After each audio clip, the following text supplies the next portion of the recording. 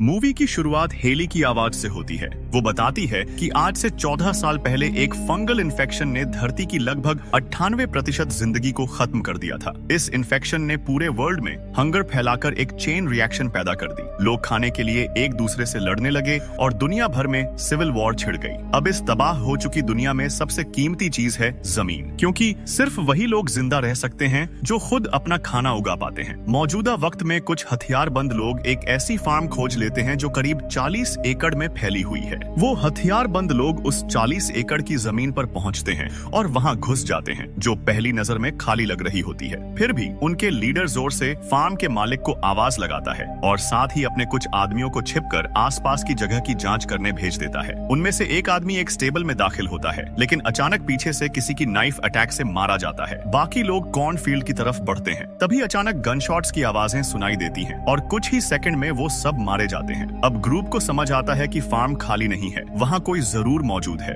लेकिन कुछ करने से पहले ही उन पर राइफल से फायरिंग शुरू हो जाती है। गोलीबारी में सब मारे जाते हैं, बस एक आदमी ही जिंदा बचता है। वो अकेला बचा हुआ आदमी भागने की कोशिश करता है, लेकिन तभी एक नौजवान लड़का जिसका नाम मैनी होता है उस पर हमला कर देता है। वो उसे जमीन पर गिराकर नाइफ से वार करता है। झड़प खत्म होने के बाद मैनी की माँ और फार्म की ओनर हेली फ्रीमन बाहर आती है और पूरे फैमिली को इकट्ठा करती है। सब मिलकर देखते हैं कि कहीं कोई जिंदा तो नहीं बचा। तभी उन्हें पता चलता है कि जिस पर मैनी ने हमला किया था वो दरअसल एक लड़की है और वो अभी भी जिंदा है। लेकिन हेली को डर होता है कि अगर उसे छोड़ दिया गया तो आगे और लोग फार्म पर हमला कर सकते हैं। इसलिए वो मैनी को आदेश देती है कि वो काम खत्म करे। मैनी कुछ पल के लिए झिझकता है, लेकिन आखिरकार मजबूरी में राइफल उठाकर उस लड़की को गोली मार देता है। डिनर के वक्त पूरी फैमिली एक साथ बैठती है, जहाँ हेली सबको मेहनत और अनुशासन की अहमियत समझाती है। अपने आर्मी के अनुभव की वजह से हेली और गायन ने फार्म पर एक कमांड सेंटर बनाया हुआ होता है, जहाँ से वो सर्वेलेंस और दूसरे फार्मर्स से कम्युनिकेशन रखते हैं। वहाँ उन्होंने हथियारों का भी बड़ा जखीरा तैयार किया होता है। इसके अलावा उन्होंने अपने बच्चों के लिए एक सख्त रूटीन बनाई है, जिसमें खेती में मदद करना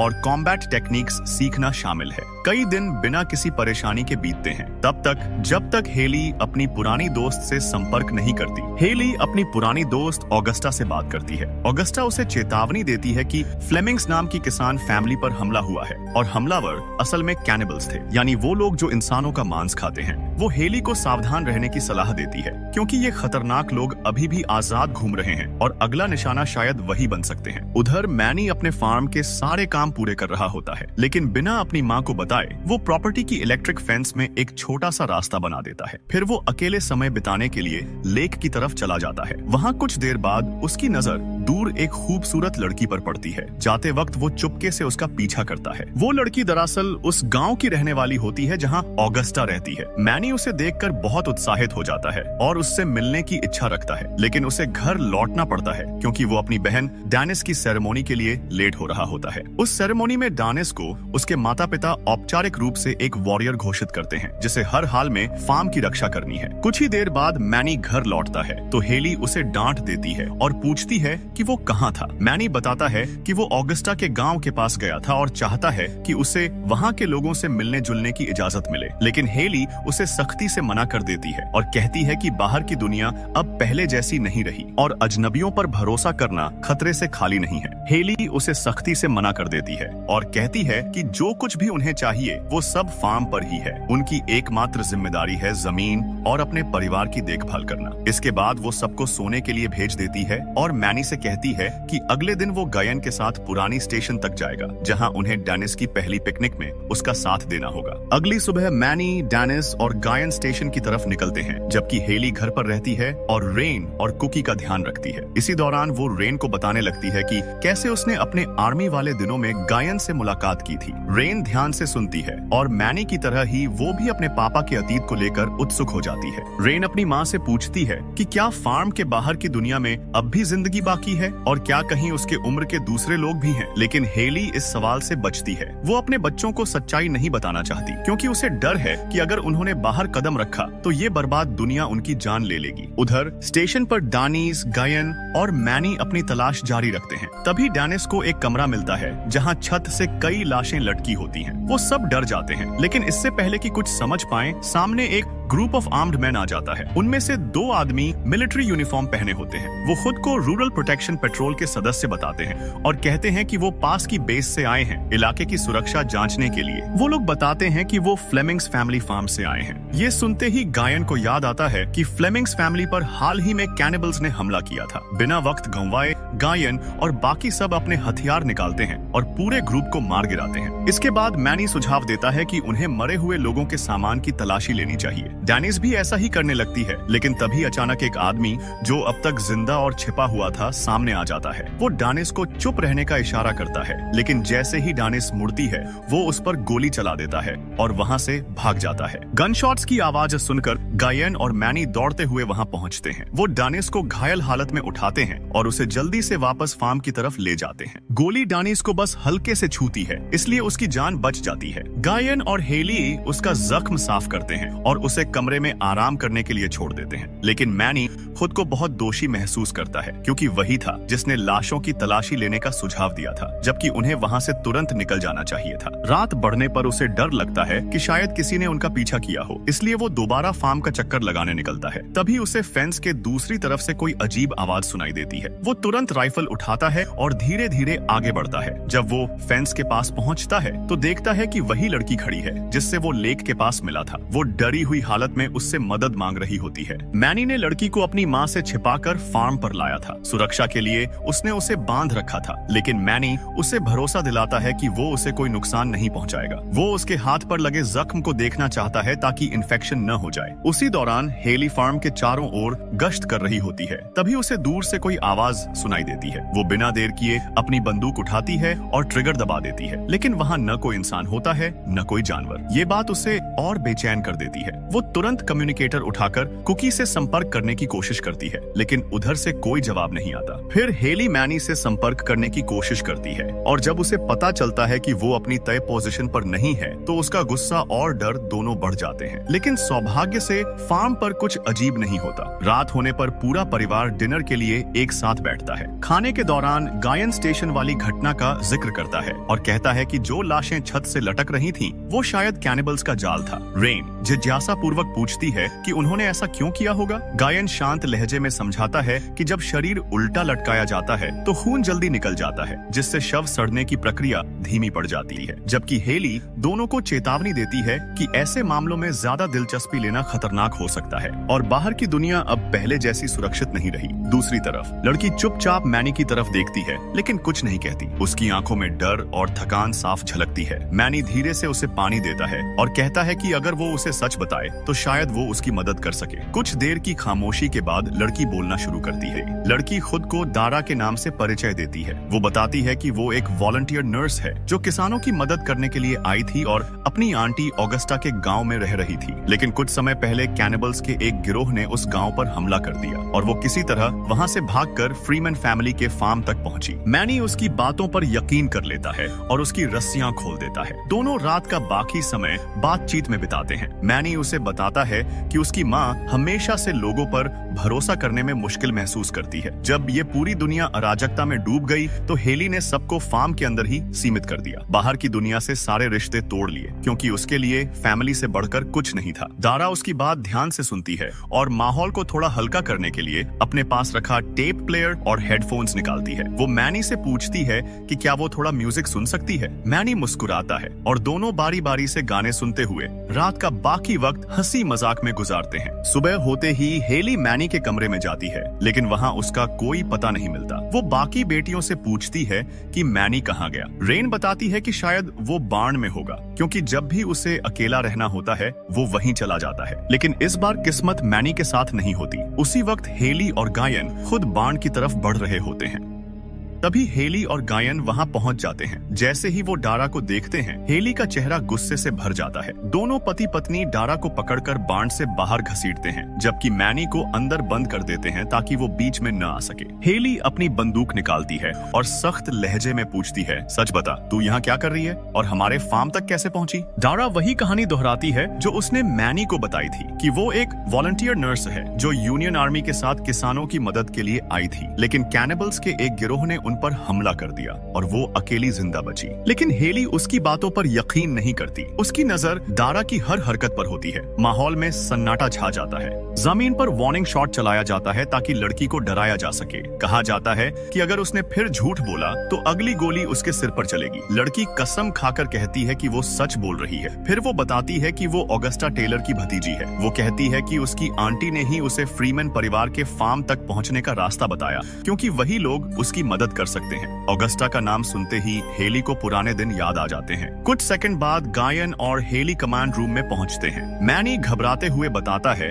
कि उसे गांव के रेडियो से एक सिग्नल मिला था और वो वहां जाना चाहता है ताकि ये पक्का कर सके कि दारा सच बोल रही है या नहीं। लेकिन हेली तुरंत उसकी बात को नकार देती है। वो साफ कहती है कि वो अपने परिवार की जिंदगी एक अनजान लड़की के लिए खतरे में नहीं डाल सकती। ये सुनकर मैनी का गुस्सा फूट पड़ता है। वो चिल्लाकर कहता है कि वो अब और इस कैद में नहीं रह सकता, सिर्फ इसलिए क्योंकि उसकी माँ किसी पर भरोसा नहीं कर पाती। हेली गुस्से में मैनी पर झपटती है, लेकिन कुछ ही पलों में खुद को संभाल लेती है और पीछे हट जाती है। वो चुपचाप कमरे से निकल जाती है, मगर माहौल भारी हो जाता है। मैनी अब पूरी तरह गुस्से और निराशा से भरा खुद फैसला करता है कि वो ऑगस्टा के गांव जाएगा और सच्चाई खुद पता लगाएगा। वो दारा के साथ अपना क्वाड्रिसाइकिल लेकर फार्म से निकल जाता है। कुछ मिनट बाद हेली को पता चलता है कि उसका बेटा भाग गया है। वो तुरंत गायन को आदेश देती है कि फार्म की निगरानी करे, जबकि वो खुद मैनी को वापस लाने के लिए निकल पड़ती है। उधर मैनी गांव पहुंचता है, लेकिन वहां का नजारा अजीब होता है। पूरा इलाका वीरान पड़ा होता है, जैसे बरसों से कोई वहां नहीं रहा। वो धीरे धीरे चारों ओर घूमता है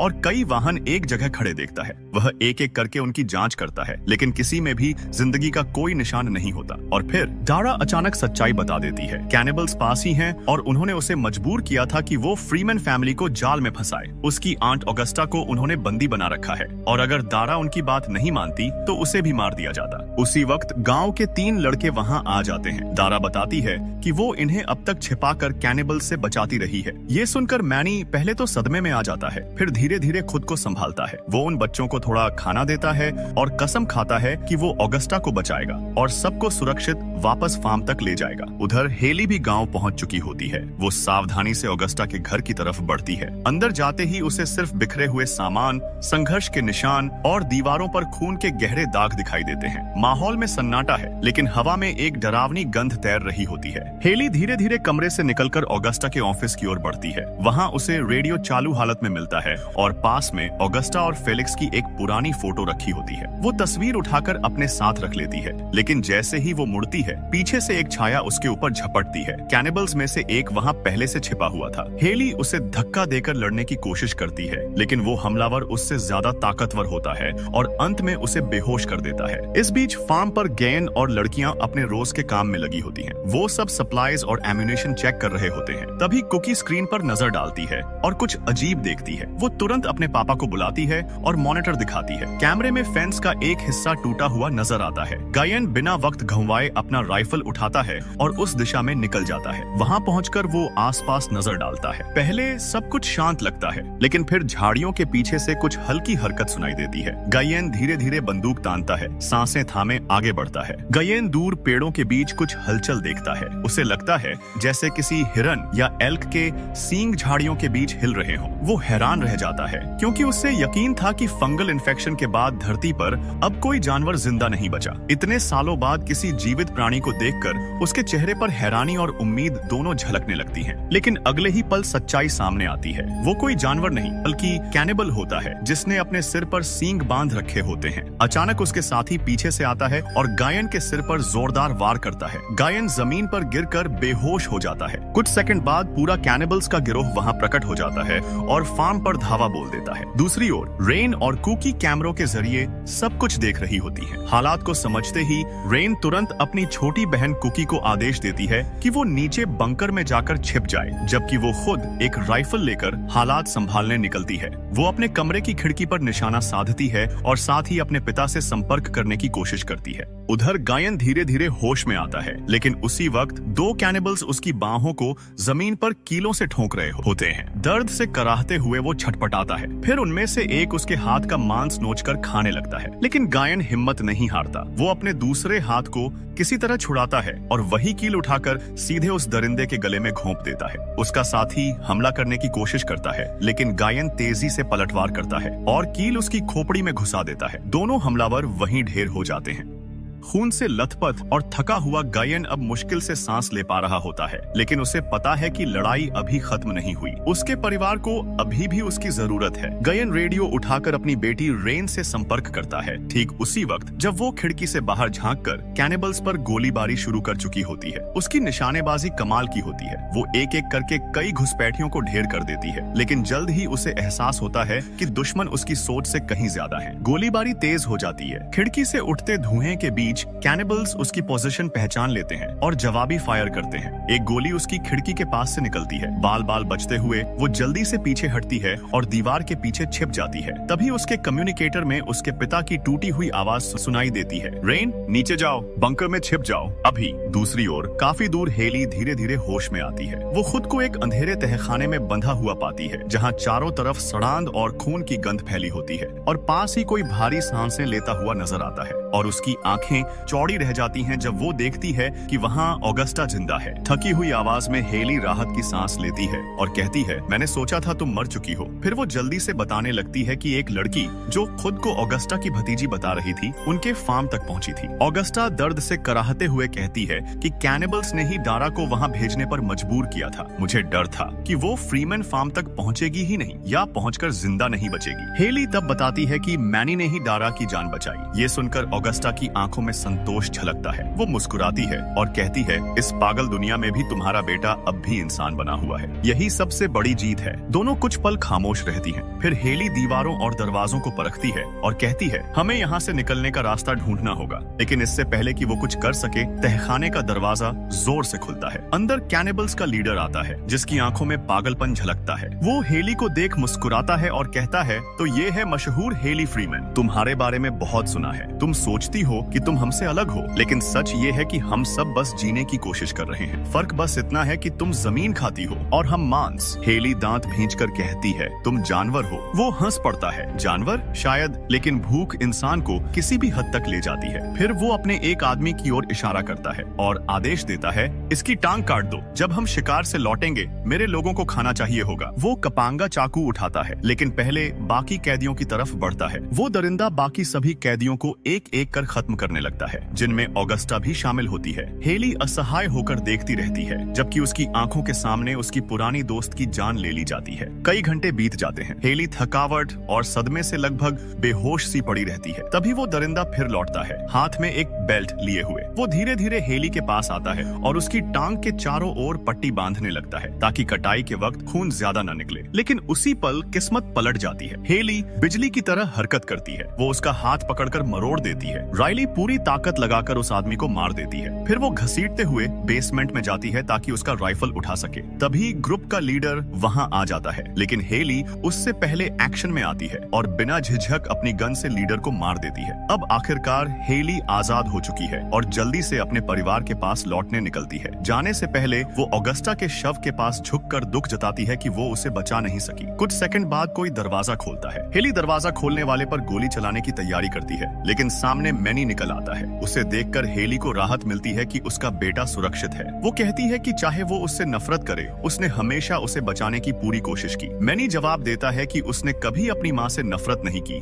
और अब वो समझता है कि वो सख्त क्यों थी। माँ बेटे दोनों फिर से मिल जाते हैं और तय करते हैं कि वो फार्म लौटकर अपने परिवार को बचाएंगे। इससे पहले मैनी बस की तरफ जाता है ताकि दारा और बाकी लड़कों को ढूंढ सके। उन्होंने कहा कि उन्हें साथ ले जाओ, वरना वो भी कैनिबल्स के शिकार हो जाएंगे। हाइली अपनी मेरी हुई दोस्त के ख्याल से मान जाती है और सब तुरंत घर की ओर निकल पड़ते हैं। रात होने लगती है और कैनिबल्स घर की तरफ दौड़ते हैं। रेनी और कुकी सीक्रेट बंकर में छिप जाती हैं। कुछ मिनट बाद गायन एक सीक्रेट एंट्रेंस से आता है और बेटियों से कहता है कि वो वहीं रुको, जबकि वो घुसपैठियों को खत्म करेगा। कुछ कैनिबल्स पहले ही घर के अंदर पहुंच चुके होते हैं। तब गायन रेन से कहता है कि लाइट्स बंद करो और सिक्योरिटी लॉक्स एक्टिवेट करो। लोहे की कई प्लेटें दरवाजों और खिड़कियों को ब्लॉक कर देती हैं। इसकी वजह से घर पूरी तरह अंधेरे में डूब जाता है और अंदर मौजूद कैनिबल्स के पास भागने का कोई रास्ता नहीं बचता। गायन इस मौके का फायदा उठाकर अपनी गन और चाकू से एक एक कर सभी घुसपैठियों को मार देता है, किसी को बचने का मौका नहीं देता। उसी समय मैनी और बाकी लोग प्रॉपर्टी तक पहुंच जाते हैं और बाड़ में बनी एक खुली जगह से अंदर का शॉर्टकट लेते हैं। जैसे ही वो खेत तक पहुंचते हैं, चारों ओर छिपे हुए कैनिबल्स नजर आते हैं और दोनों तरफ से गोलीबारी शुरू हो जाती है। कैनिबल्स ग्रुप पर हमला करने लगते हैं। हेली फैसला करती है कि वो उन्हें रोकेगी और डारा को कहती है कि वो बच्चों को सुरक्षित घर के अंदर ले जाए। उधर गायन वापस बंकर में पहुंचता है, लेकिन उसकी मेहनत के बावजूद 2 कैनिबल्स अब भी बचे रहते हैं। हालत और बिगड़ जाते हैं जब वो घर को आग लगाने की तैयारी करते हैं। गायन उन्हें रोकने का फैसला करता है। आखिर में वो रेन से कहता है कि दरवाजा खोल दो और उन्हें अंदर आने दो, इससे पहले कि पूरा घर जलकर राख हो जाए। रेन उसके कहे अनुसार दरवाजा खोल देती है और जैसे ही वो अंदर आते हैं, वो कहती है कि उसके पास कोई हथियार नहीं है और उससे अपनी घायल बहन की देखभाल के लिए मदद चाहिए। एक कैनिबल डेनिस को टेबल पर लेटी देखता है और उसकी तरफ चाकू तान देता है, धमकी देता है कि अगर उसकी बहनें चाल चलने की कोशिश करेंगी तो वो डेनिस को मार देगा। इसके बाद वो अपनी साथी को इलाके की जांच करने भेजता है। वो साथी एक कमरे में पहुंचती है जहां हथियारों का बड़ा जखीरा होता है। इसके अलावा उसे एक अलमारी भी मिलती है जो गायन के दुर्लभ मसालों के कलेक्शन से भरी होती है। वो अलमारी ताले से बंद होती है और कैनिबल उसे अपनी बंदूक की बट से तोड़ने की कोशिश करती है। कैनिबल अपनी बंदूक की बट से ताला तोड़ने ही वाली होती है, लेकिन उसे अंदाजा नहीं था कि गायन टेबल के पीछे छिपा हुआ है। उसके हाथ में शॉटगन होती है और वो एक सटीक गोली चलाकर उसे वहीं मार देता है। अपनी साथी को मरते देख दूसरा कैनिबल कुकी को पकड़ लेता है और उसे मारने की धमकी देता है। तभी डेनिस बिस्तर से उठती है और अपने चाकू से उस पर हमला कर देती है। इससे कैनिबल का ध्यान भटक जाता है और कुकी छूट जाती है। मौका पाकर रेन अपनी पिस्टल उठा लेती है और एक गोली चलाकर उसे खत्म कर देती है। आखिरकार ग्रुप ने घर के अंदर मौजूद सभी कैनिबल से छुटकारा पा लिया, लेकिन लड़ाई अभी खत्म नहीं हुई थी। बाहर अब भी जंग जारी थी। हेली बाकी कैनिबल्स से लगातार गोलीबारी करती रहती है, जिससे मैनी और बाकी लोग घर तक पहुंचने में कामयाब हो जाते हैं। आखिरकार वो सब बंकर में पहुंचते हैं, जहां उन्हें गेयन बुरी तरह घायल हालत में मिलता है। दारा उसकी देखभाल करने का जिम्मा लेती है, लेकिन मैनी अपनी माँ को बचाने के लिए वापस जाने का फैसला करता है। उसे जल्दी करनी होती है क्योंकि हेली अकेले ही कैनिबल से लड़ रही होती है। तभी उसकी बंदूक की गोली खत्म हो जाती है और उसे पैर में गोली लगती है। दर्द के बावजूद वो खुद को खींचकर एक खलिहान के अंदर छिपा लेती है। थोड़ी ही देर में हेली खुद को 3 कैनिबल से घिरी हुई पाती है, जिनके हाथों में बड़े चाकू होते हैं और वो उस पर हमला करने को तैयार होते हैं। घायल होने के बावजूद हेली डरती नहीं, वो अपनी चाकू निकालती है और पहले हमलावर को तुरंत मार गिराती है। दूसरा कैनिबल उस पर टूट पड़ता है और एक पल की लापरवाही में हेली के शरीर पर वार कर देता है। फिर वो उसे बेरहमी से मुक्के मारने लगता है, लेकिन हेली हिम्मत नहीं हारती। वो उसका हाथ पकड़ती है और उसकी गर्दन पर वार करके उसे भी मार देती है। तभी तीसरा कैनिबल पीछे से उसकी पीठ में चाकू घोंप देता है और सिर पर जोरदार वार करके हेली को जमीन पर गिरा देता है। हेली अब पूरी तरह कमजोर पड़ चुकी होती है और लड़ नहीं पाती। तभी दुश्मन आखिरी वार करने के लिए अपना बड़ा चाकू उठाता है, लेकिन अचानक मैनी वहां पहुंचता है और गोली चलाकर उसे मार देता है। वो आखिरी कैनिबल भी खत्म हो जाता है। मैनी तुरंत अपनी माँ के पास भागता है। हेली धीमी आवाज में पूछती है कि क्या सब लोग सुरक्षित हैं? मैनी उसे शांत करते हुए कहता है कि परिवार अब सुरक्षित है, सिर्फ उसकी वजह से। ये सुनकर हेली के चेहरे पर सुकून आता है, लेकिन जख्म गहरे होने की वजह से वो बेटे की बाहों में बेहोश हो जाती है। कुछ दिन बाद मैनी और उसका परिवार खेतों की देखभाल करता दिखता है। अब उनके साथ कुछ नए लोग भी रहते हैं। दिन भर की मेहनत के बाद सब लोग एक साथ खाने के लिए बैठते हैं। हेली भी वहाँ होती है। जख्मी होने के बावजूद वो जिंदा बच जाती है, लेकिन उसकी रिकवरी अभी धीमी चल रही होती है। इसलिए मैनी अब पूरी प्रॉपर्टी की देखभाल की जिम्मेदारी ले लेता है। प्रार्थना के बाद सब मिलकर मेज पर रखे खाने का मजा लेते हैं। आखिर में हेली अपने बेटे की तरफ गर्व से देखती है। उसे यकीन होता है कि उसने उसे सही राह सिखाई और उससे ये भी सीखा कि मुश्किल वक्त में भी दूसरों पर भरोसा करने की वजहें हमेशा बची रहती हैं। तो दोस्तों, आपको ये कहानी कैसी लगी? नीचे कमेंट में बताना मत भूलना।